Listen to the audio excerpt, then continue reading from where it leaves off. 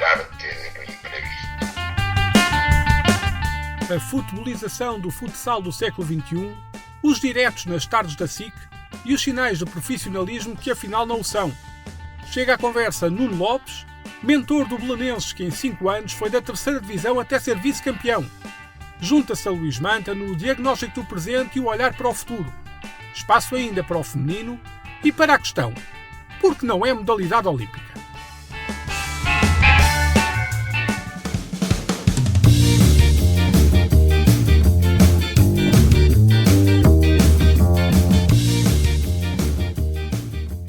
No último episódio de Tomadeira, durante 2 anos, 2 épocas, ganhou-se rigorosamente tudo, a nível interno e a nível internacional.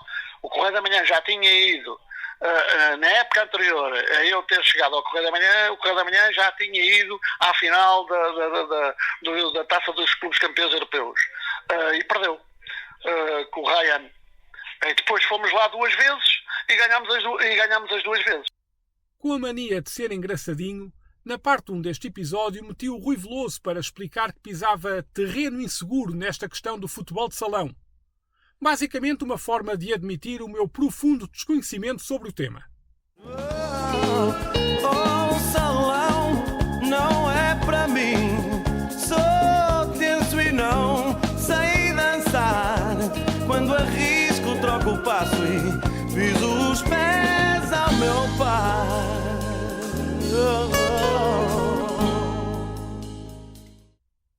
Como não quero desapontar ninguém, tentei outra vez dar um toque de argumentista dos batanetes para insistir em metáforas.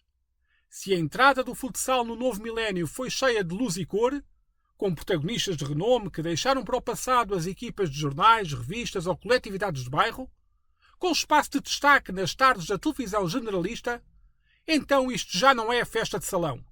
É a discoteca do ano 2000.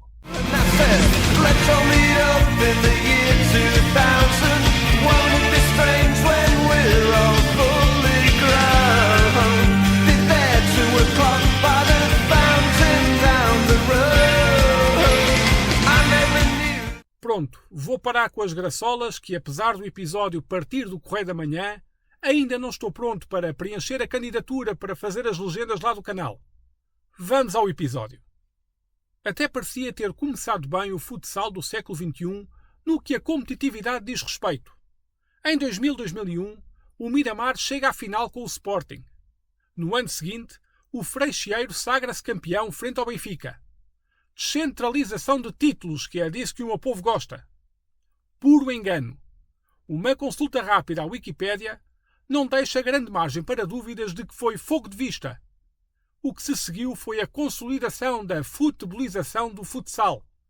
Se não vejamos, entre a temporada 2002-2003 e 2006-2007, um total de 5 épocas, estes são os nomes de vencedores e vencidos da final do campeonato. Benfica, Sporting, Sporting, Benfica. Benfica, Sporting, Sporting, Benfica. Benfica, Sporting. E por que parou aqui? Porque em 2007-2008 e 2008-2009 houve alguém a estragar a festa. O Belenenses, que foi do 0 a vice-campeão tipo cometa. E só não levou mais longe a sua própria celebração porque aconteceu um fenómeno raro. O Benfica ganhou o Belenenses disputou o seu lugar e ganhou o seu lugar e o seu mérito contra o melhor jogador de todos os tempos que houve, que era metade de uma equipa. E quem ouviu jogar sabe do que é que eu estou a falar e sabe bem que, olhando hoje para os pavilhões, esse fenómeno não existe.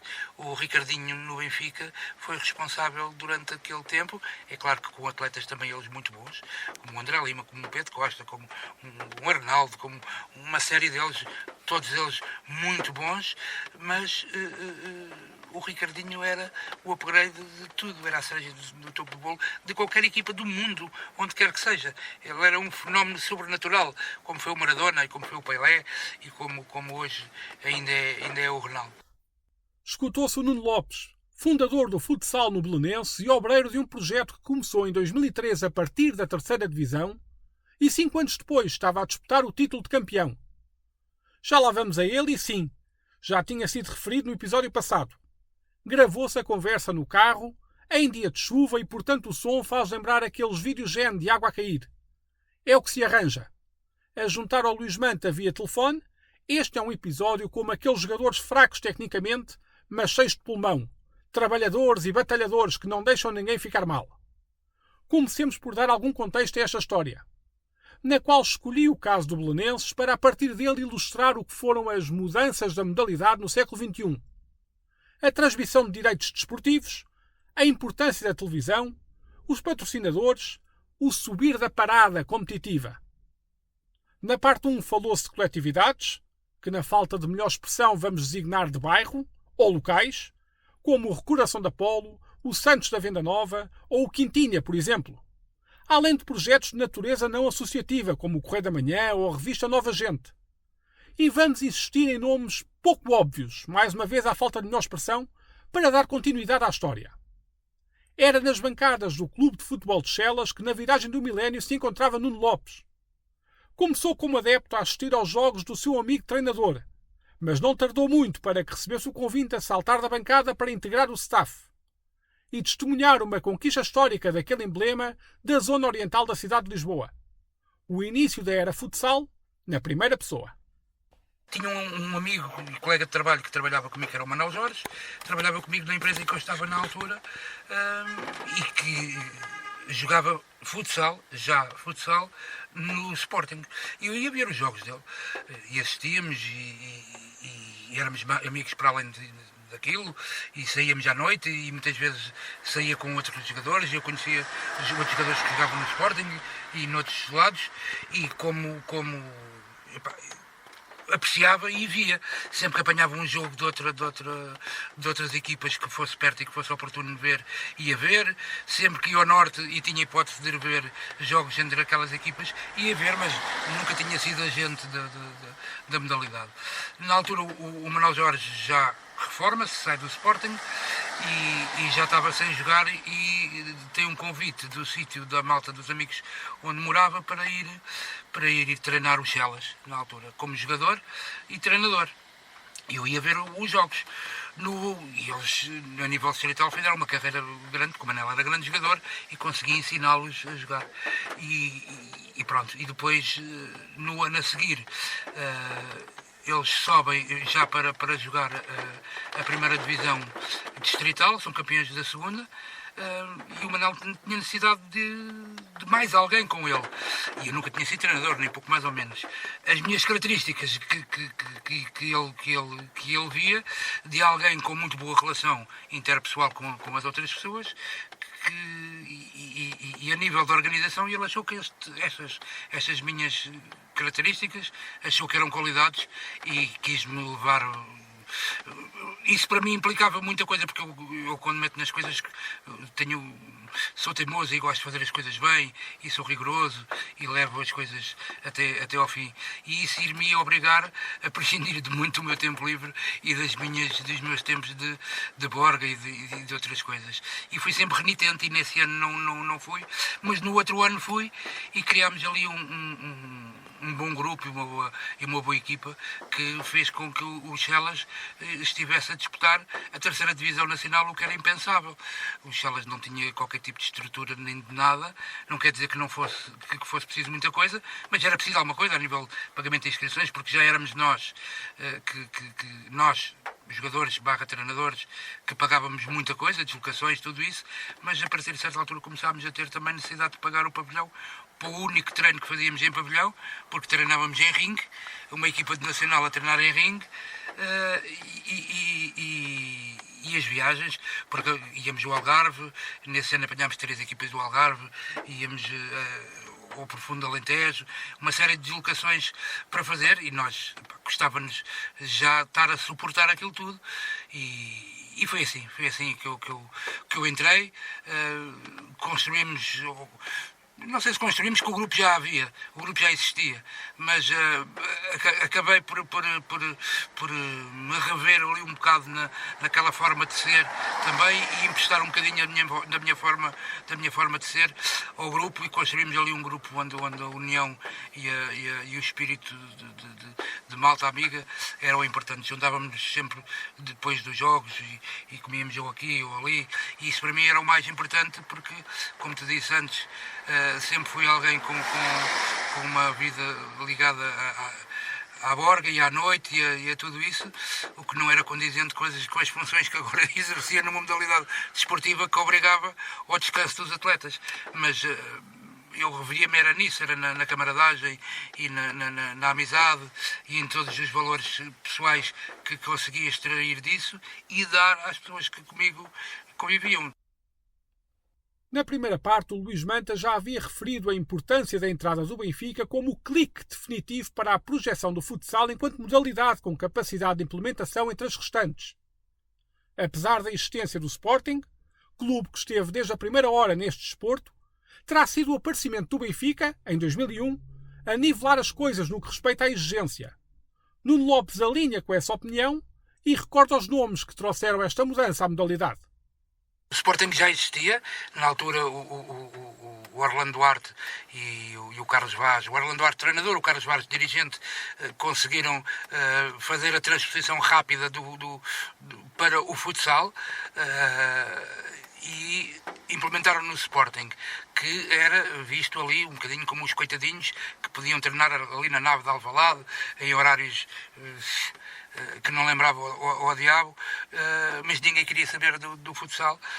O Sporting sem grandes condições, embora fosse lutando e fosse ganhando e fosse vencendo títulos, mas tinha a concorrência de algumas equipas, como o Atlético, o Pato Alfacinha, tudo isso, já como futsal, o Pato Alfacinha na altura liderado pelo Olímpio Matos, que também já tinha estado no Atlético, e uma série de equipas que ombreavam ali com o Sporting, e o Sporting sem, o Sporting vivia aquele grande jejum de títulos no futebol de 11, e como tu sabes, nestes clubes grandes como o Sporting e outros, o futebol é a mola real, e as pessoas só ligam às modalidades ou para escape daquilo que não se ganha no futebol.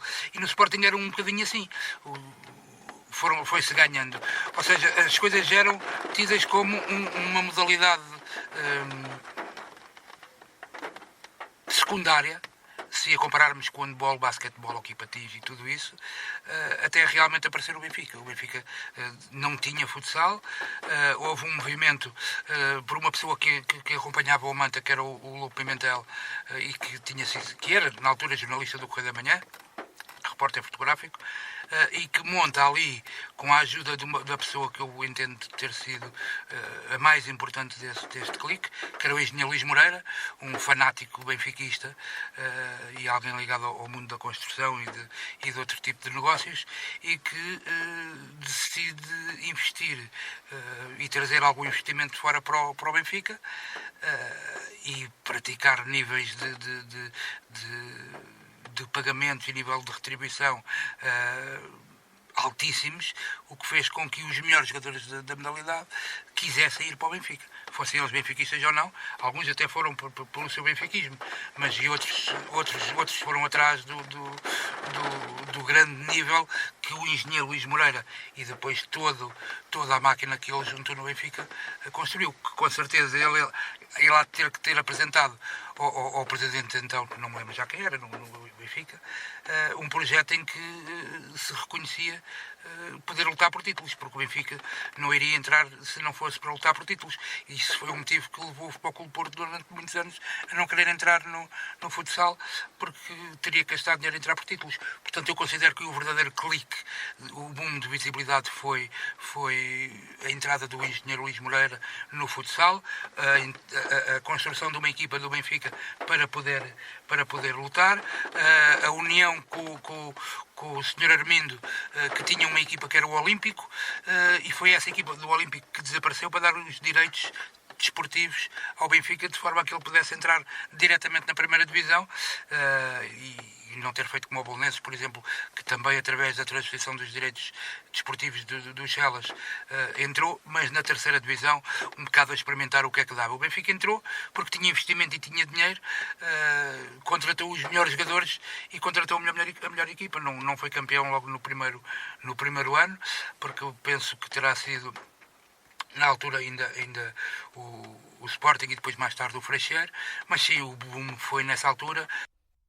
Há uma geração, na qual me incluo, que terá adquirido o gosto pelo basquetebol muito à conta das transmissões de jogos em canal aberto.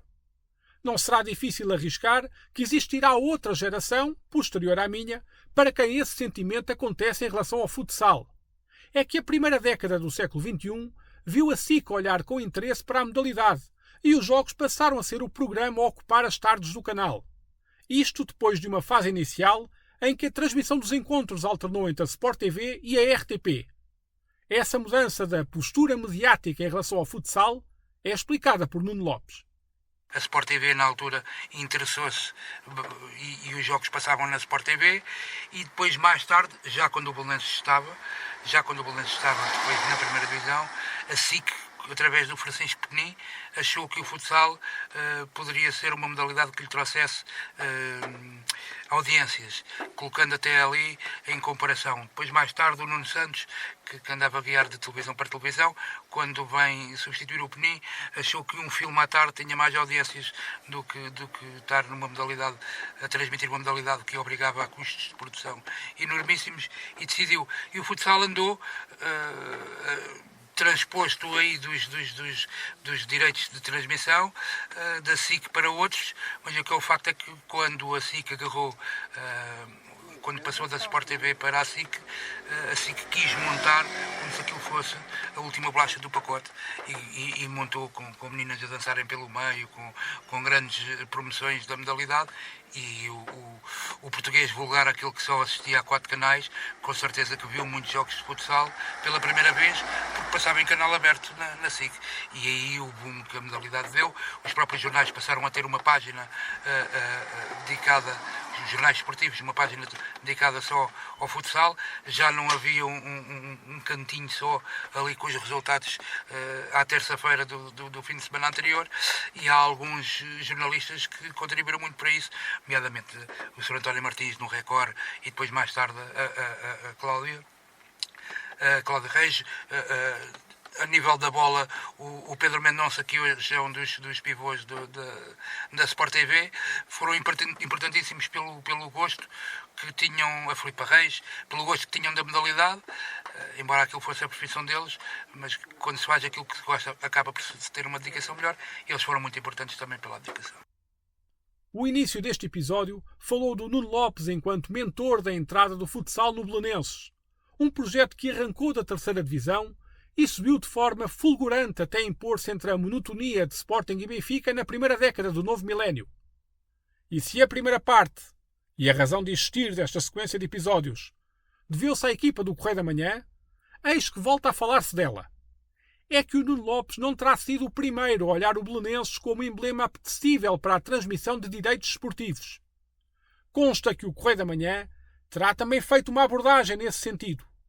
Mas foi o projeto de Nuno Lopes a tocar o coração dos responsáveis dos Azuis do Restelo e a tocar depois o coração dos adeptos. Em agosto de 2003, começava a contar-se a história da modalidade no clube, envolvendo logo nas épocas iniciais 2 subidas de divisão e uma presença na Final Four da Taça de Portugal. Nós, quando estávamos no Chelas, já tinha dito atrás que o clube não tinha condições, até que o clube nos foi avisando que não iria competir na próxima época e que iria desistir do campeonato. E nós não queríamos deixar, tínhamos ali um grupo muito unido, deixar de competir. Então, não foi algo só meu, eu e mais algumas pessoas pensámos onde é que nós podemos ir oferecer este grupo, bater à porta de quem. Eu, na altura, consegui fazer um dossiê bastante organizado sobre tudo aquilo que iriam ser custos, proveitos e tudo isso, porque conseguia ter isso na cabeça.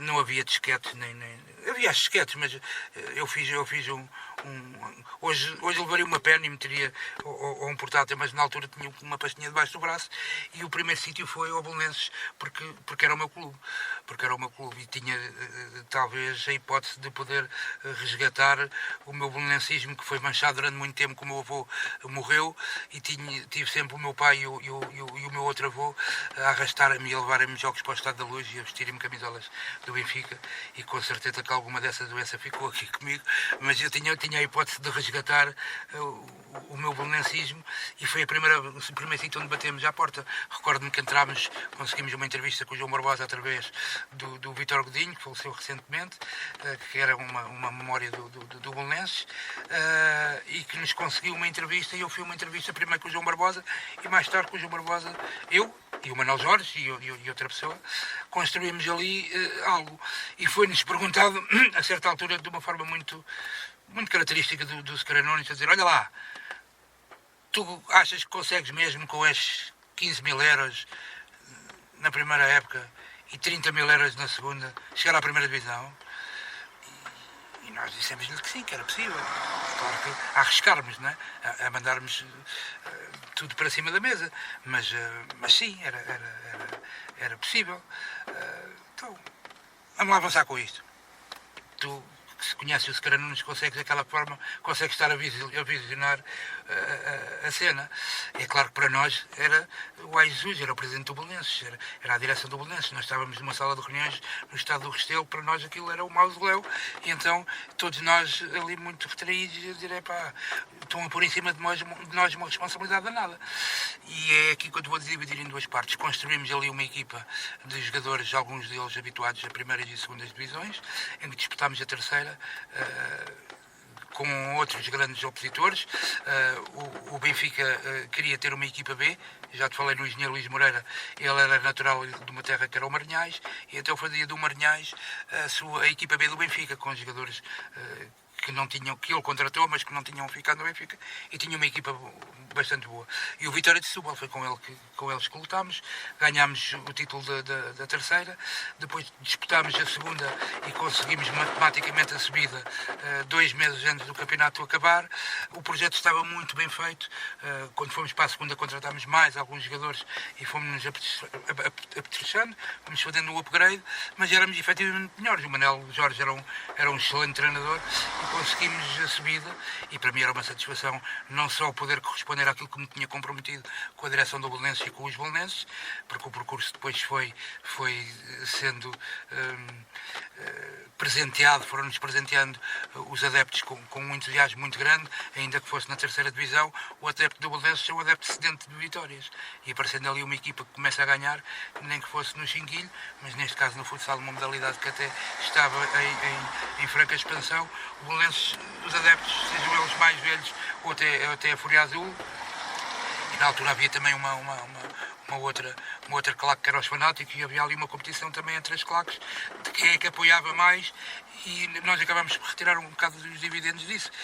O adepto do Belenenses foi sempre muito generoso connosco, e ainda na terceira divisão isso também contou muito para que as outras equipas nos olhassem como um clube grande que efetivamente éramos, e que eu me sentia imensamente orgulhoso porque finalmente conseguia ver e que as pessoas de fora respeitassem o meu clube como um clube grande, e acho que conseguimos nessa altura contribuir para a chegada à primeira divisão. Quando chegamos à primeira divisão, cumprimos os objetivos delineados pelo clube, mas o clube já não tinha recurso financeiro, e começou a entrar ali também com a saída do Scaranunis e a entrada do Cabral Ferreira, e toda a história do Belenenses, para quem a conhece, levaríamos aqui 2 ou 3 horas a poder discuti-la, uma instabilidade diretiva muito grande, e que nós fomos também um bocado vítimas disso, da indefinição, não digo da falta de apoio, mas da indefinição se haveria apoio ou se não haveria.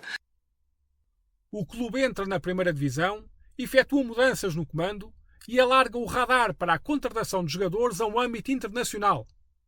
Estão recordados de eu ter referido no início que, a partir do caso concreto do Belenenses, para através dele contar a implementação do futsal do século XXI e todas as mudanças que trouxe para a modalidade? Então cá vai mais um dado. Os patrocínios.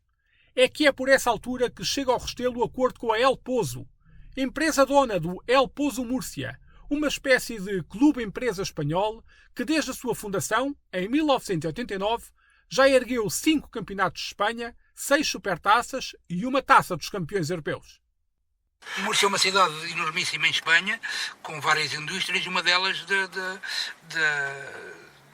dos porcos, dos fiambres, dos chouriços, tudo isso, Carel Pouso.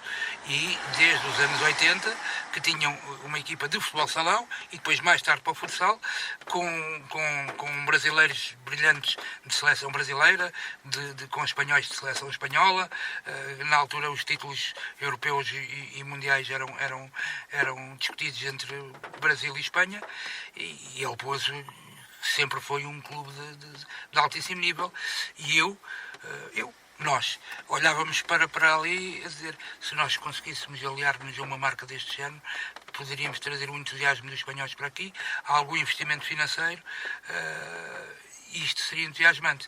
Simultaneamente, o João Barbosa, em dezembro de 2005, decide que, o João Barbosa era o vice-presidente da altura, decide que a equipa precisava de um outro nível de treinador, de um outro clique.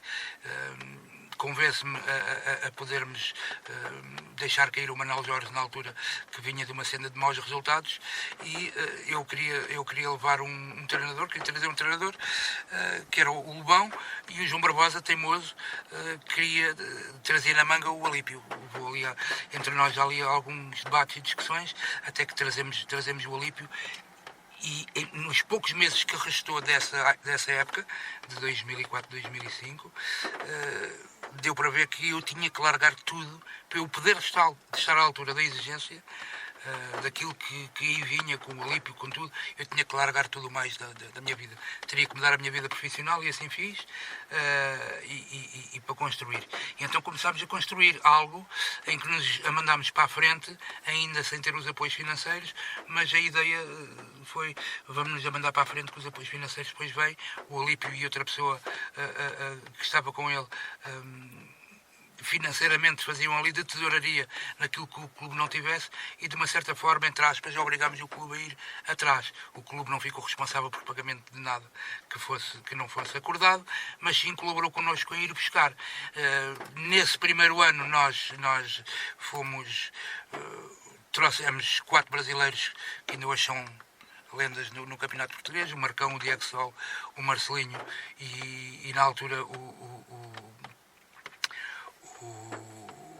O Jardel, não? Não, o Jardel já cá estava, o Drula já cá estava, fomos buscar o Cari e o Paulinho ao Algarve, trouxemos o Lula, e depois, a meio dessa época, da época seguinte, ainda trouxemos o Caio Japa e o Paulo Henrique, ou seja, tudo do Brasil, porque depois eu tive que fazer, ou quis fazer, aquilo que fiz em toda a minha vida. Se eu estou aqui, eu tenho que ser bom nisto. E se eu estou aqui, eu tenho que ser o melhor. E então eu passava noites a ver, a nível da internet, jogos dos campeonatos brasileiros, a falar com jogadores brasileiros. Na altura, em 2005, o que existia, não existia cá WhatsApp, era o Orkut, e falava com os brasileiros ao nível do Orkut. Consegui-me familiarizar, aprofundar, estudar e perceber como é que eu, com o dinheiro que a gente tinha, que era pouco, conseguia trazer brasileiros de nível semelhante àquilo que o Sporting e o Benfica traziam também. E um facto é que trouxemos, eu, o Alípio, e construímos uma equipa fantástica, e ao mesmo tempo fomos lutando para ter um apoio financeiro.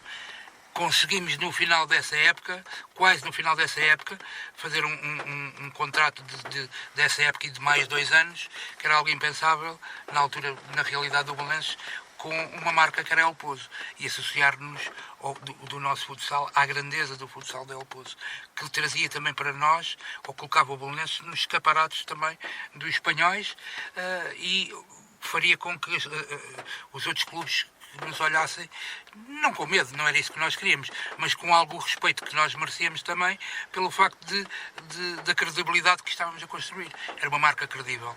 Não só credível, mas lembro que na altura El Pouso era, no universo do Belenenses, o maior contrato publicitário que existia, se atuarmos o Montepio e se atuarmos outros a nível do futsal, do futebol. Entramos por um caminho em que se fala da contratação de jogadores brasileiros e patrocínios de nível internacional. Nos anos anteriores, o desporto em Portugal já tinha visto nascer uma liga profissional de basquetebol e uma liga profissional de handball. É inevitável perguntar então se nesses tempos também se podia falar de profissionalismo no futsal. ao contrário daquilo que existia no basquete, que existia uma liga profissional, em que todas as equipas tinham atletas e técnicos profissionais, e no handball também, embora no handball eles acumulassem sempre com algumas outras profissões. No futsal havia Benfica e Sporting, que eram profissionais, Freixeiro, que era semi-profissional, os brasileiros e mais alguns portugueses eram profissionais, e todos os outros eram amadores, que não haja qualquer tipo de dúvida. Hoje em dia, na primeira divisão, estamos a falar de 2025, e desde a pandemia que a Federação foi empurrando o futsal atual para um sem número de obrigatoriedades e condições que todas as equipas têm jogadores profissionais, e todas elas treinam 2 vezes por dia e são considerados, pode ser considerado um campeonato profissional. Nessa altura, não. Mesmo o Belenenses, os únicos que não faziam mais nada para além de jogar a bola eram os brasileiros. O próprio Paulinho e o Cari encontraram aqui em Lisboa outro tipo de ocupação para além do futsal, se bem que aquilo que ganhavam, o Belenenses dava-lhes uma casa, pagava-lhes uma casa onde eles moravam, 2-2, mas já com um nível entre aquilo que era o profissionalismo do Sporting, Benfica e Freixeiro e aquilo que era o completo amadorismo de algumas outras equipas, porque havia outras equipas no Norte também a pagar muito mais do que aquilo que a gente pagava, não sendo profissionais. E os jogadores habituaram-se um bocado a isso, do dinheiro, não digo o dinheiro fácil, porque é preciso transpirar, mas algumas manquias que eram importantes para a vida deles, que ajuda a pagar um carro ou ajuda a pagar uma prestação de uma casa, podendo acumular com as suas outras profissões. Isto era cómodo, era uma forma cómoda. Só conseguimos dar o clique, e esse clique depois revê-se também na seleção nacional, quando se dá o passo em frente para outro tipo de profissionalismo, quando se aposta também na formação com campeonatos nacionais e com jogadores de maior qualidade, e o Jorge Brás, como pessoa excelente que é e técnico de primeira água, conseguiu trabalhar tudo isso de forma a que pudéssemos ter 2 gerações muito boas, que nos deram 2 títulos de campeões europeus e um campeão mundial. No futsal algo impensável, infelizmente, em outras modalidades. Em 2007-2008, o Belenenses passa grande parte da fase regular no primeiro lugar da classificação e só o deixa fugir já perto do fim, perdendo a vantagem caseira em caso de necessidade na final do play-off. E viria mesmo a ser preciso. Chega à final, disputada a melhor de 3, frente ao Benfica. Vence o primeiro jogo em Belém por 5-3. Perde o segundo jogo na Luz e é na Luz que se realiza a finalíssima. No fim do tempo regular, registou-se um empate a 1 bola. Segue para prolongamento. O intervalo registra 2-2. Perto do fim, o Benfica marca e sagra-se campeão. O sonho haveria de ter continuidade, pois a época seguinte voltaria a colocar em confronto estes 2 protagonistas numa final. Desta feita, há melhor de 5. Começou na Luz, com vitória para o Benfica no jogo 1 e para o Belenenses no jogo 2. No Restelo, vantagem para os da casa no jogo 3. No jogo 4, que podia significar o título para o Belenenses, o começo não podia ser melhor. 1-0, 2-0, 3-0. Mas o Benfica recupera, faz a remontada e acaba a ganhar, transferindo a decisão da final outra vez para a Luz. 2-2 ao fim do tempo regulamentar e novamente prolongamento. E tal como na temporada anterior, triunfo para os encarnados e outra vez por 4-3.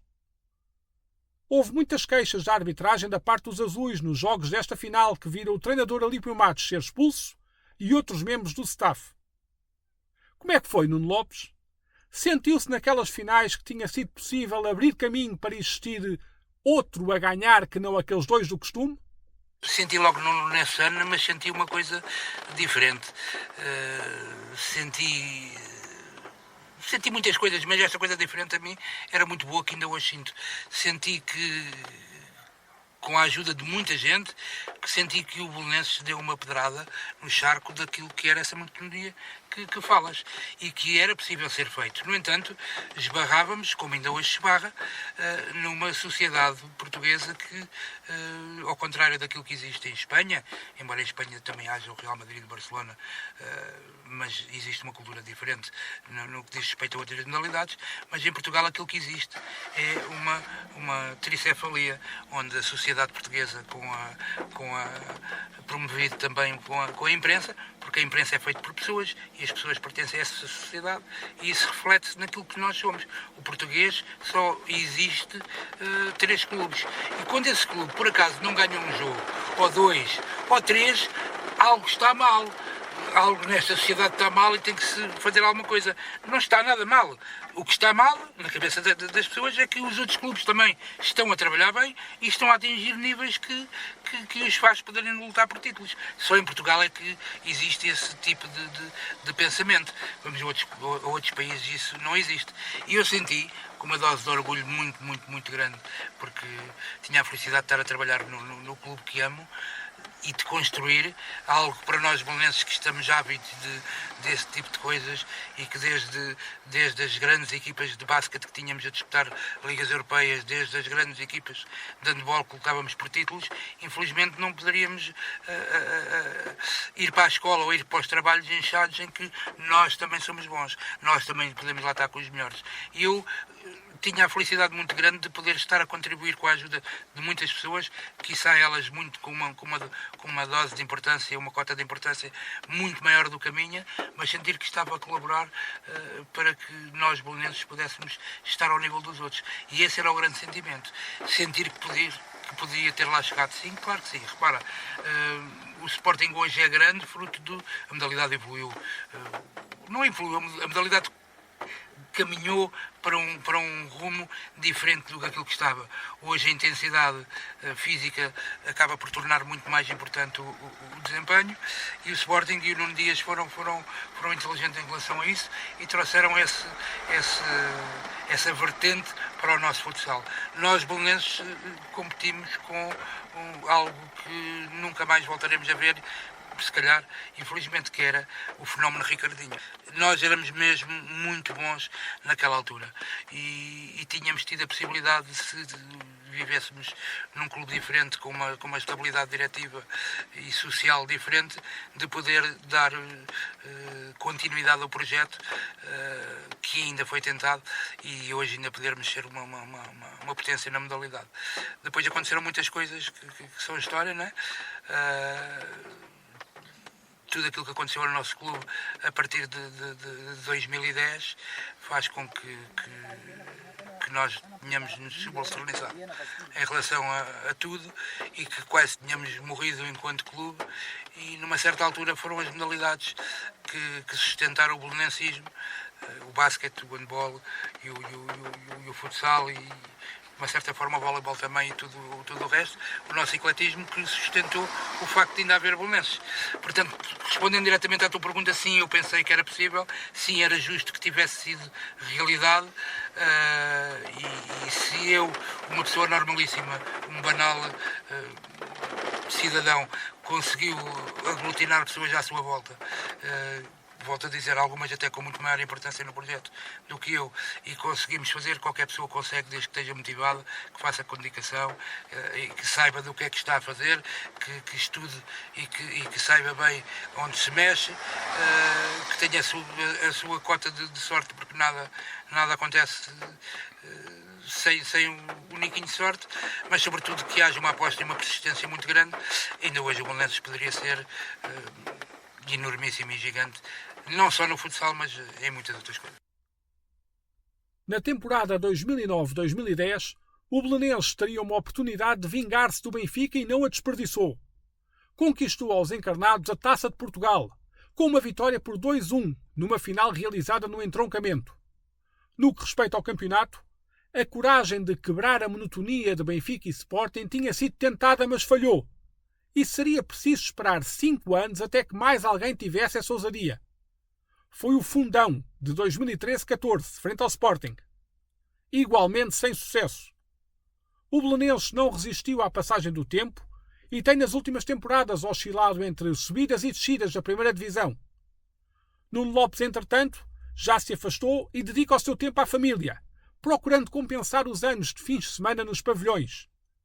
Desde 2002-2003 até hoje, portanto em mais de 20 anos, só Benfica e Sporting vão alternando na conquista de campeonatos.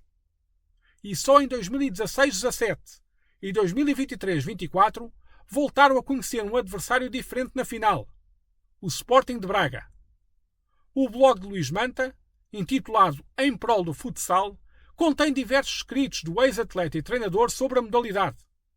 Entre os vários artigos, prendeu-me a atenção os que dizem respeito aos aspectos técnicos do jogo. Para Luís Manta, tem-se verificado uma alteração na forma de jogar que prejudica a criatividade, em benefício do jogar em segurança e evitar o erro. Volta-se a escutar Luís Manta para conhecer mais a fundo a sua opinião. Edgar, eu vou-lhe dar a minha opinião. A minha opinião é a seguinte.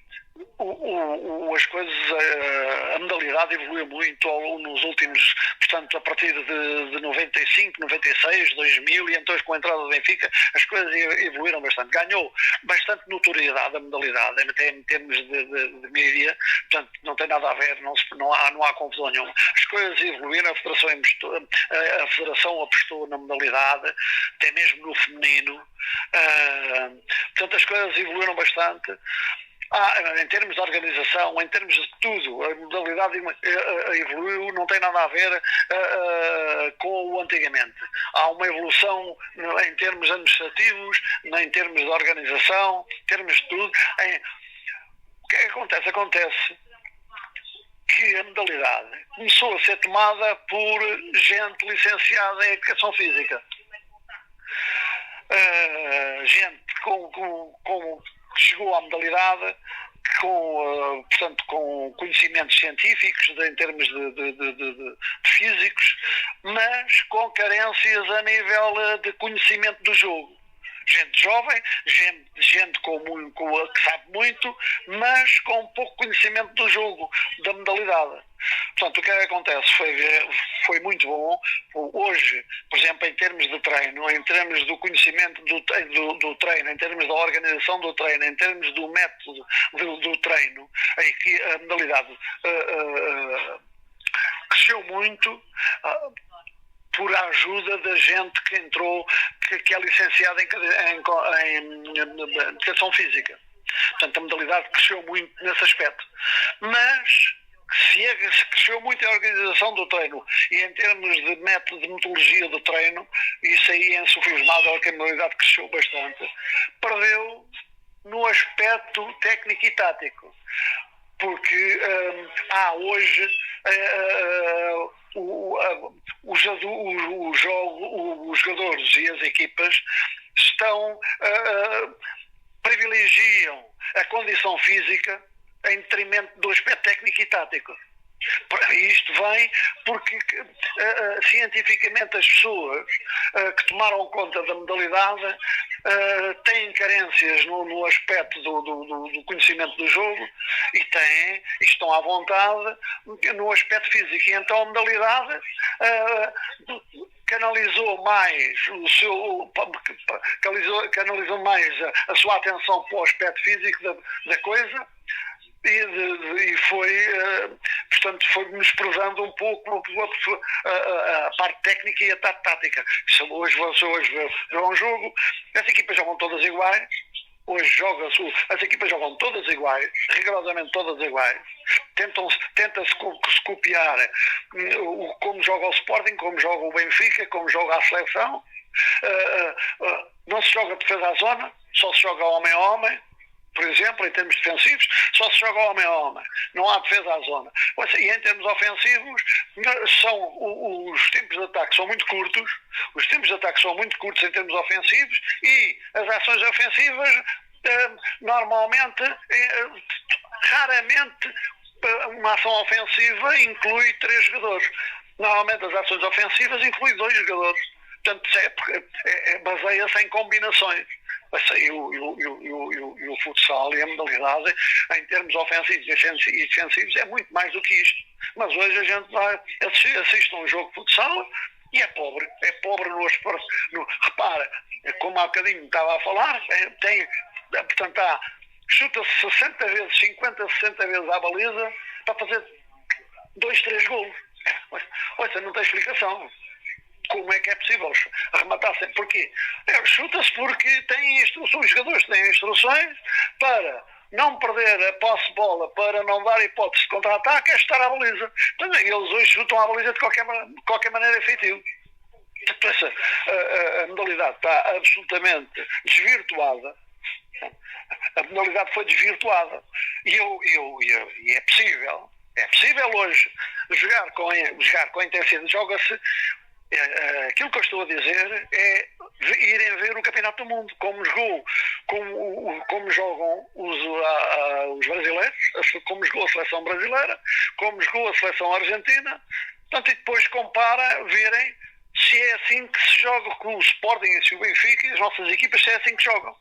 É que não jogam assim, porque não é preciso jogar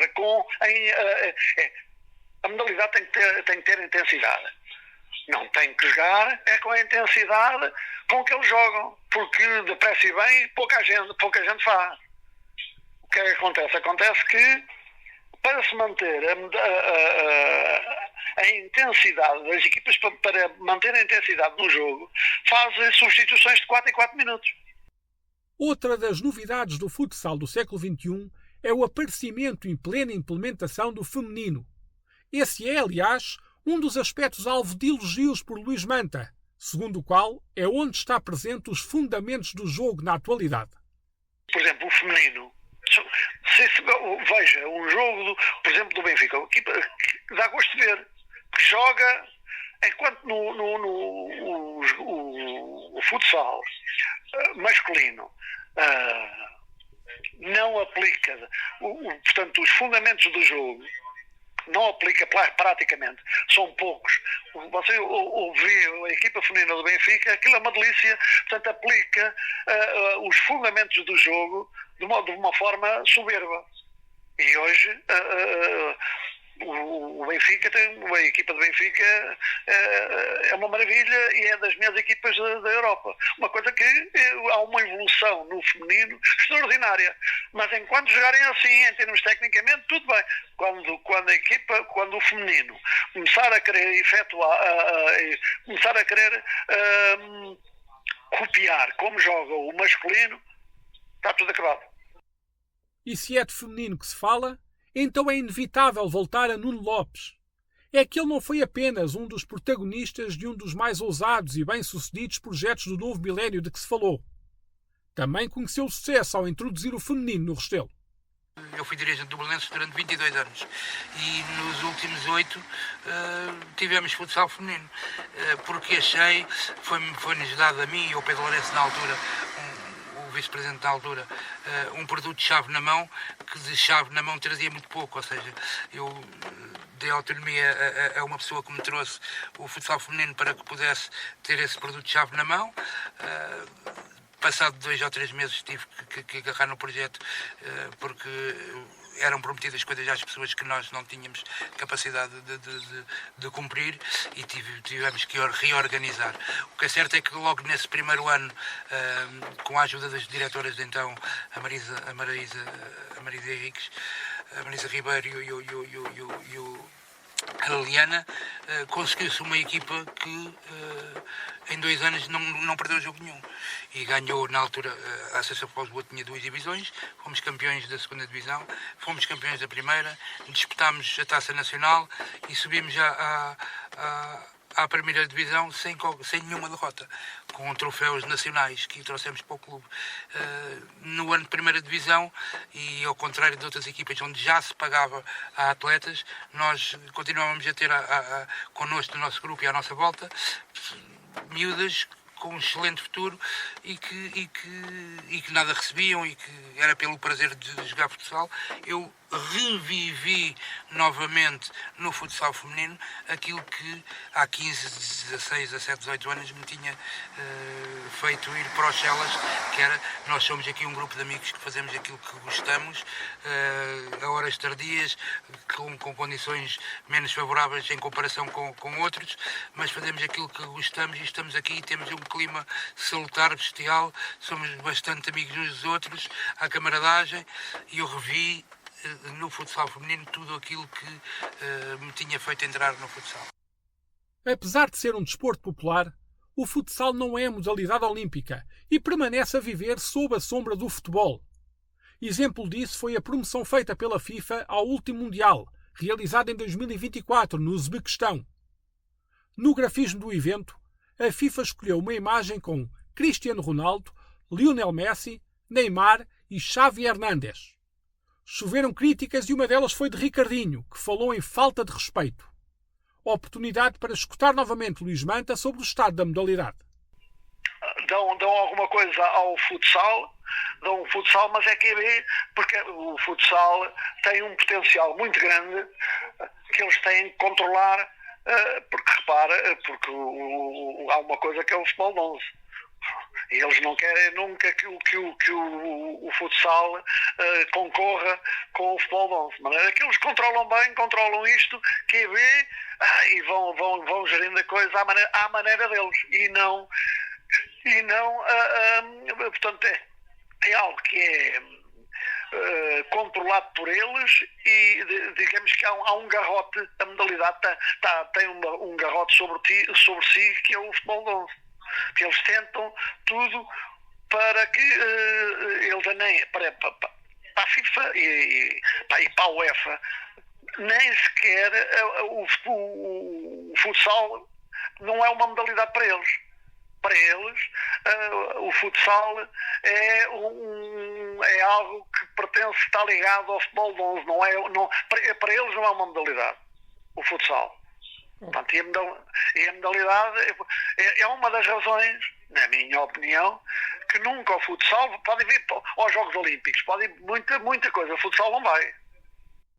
Esta sequência de episódios terá continuidade na página do Tomadeira, em tomadeira.substack.com, onde, depois de ter sido publicada uma galeria fotográfica alusiva às equipas do Correio da Manhã, receberá nos próximos dias uma galeria fotográfica sobre as equipas que ajudaram a fazer o futebol de salão, desde a de torneios de natureza popular a outras de caráter mais oficial. As versões escritas de ambos os episódios estarão igualmente disponíveis na página, no separador Versões Escritas. É possível ir recebendo estes e outros alertas seguindo o Tomadeira no Instagram, através de Tomadeira Podcast.